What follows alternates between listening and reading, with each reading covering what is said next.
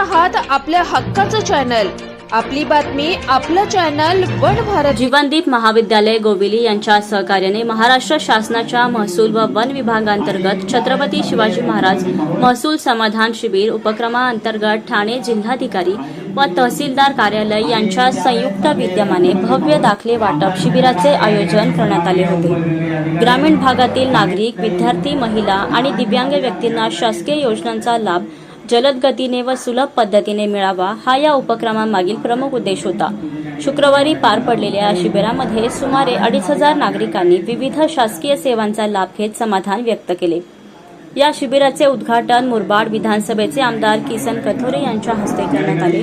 यावेळी बोलताना आमदार कथोरे म्हणाले, शासकीय योजना व दाखले मिळवण्यासाठी नागरिकांना वारंवार कार्यालयात जावे लागू नये, त्यांना तात्काळ आणि सुलभ सेवा मिळणे गरजेचे आहे।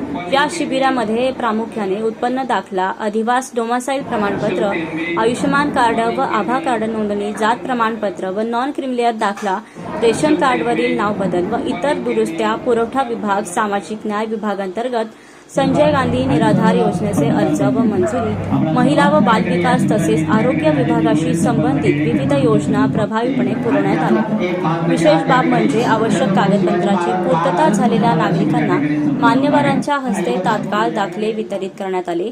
या प्रसंगी ठाण्याचे उपजिल्हाधिकारी सर्जेराव म्हस्के पाटील, प्रांताधिकारी विश्वास गुजर, सहाय्यक कामगार आयुक्त अनघा क्षीरसागर, प्रकल्प अधिकारी धनश्री साळुंखे, कल्याणचे तहसीलदार विकास गारुडकर तसेच टीडीसी बँकेचे उपाध्यक्ष अरुण पाटील यांची प्रमुख उपस्थिती होती। जीवनदीप संस्थेचे अध्यक्ष, कल्याण कृषी उत्पन्न बाजार समितीचे सभापती रवींद्र घोडविंदे यांनी सर्व मान्यवरांचे पुष्पहार देऊन स्वागत केले।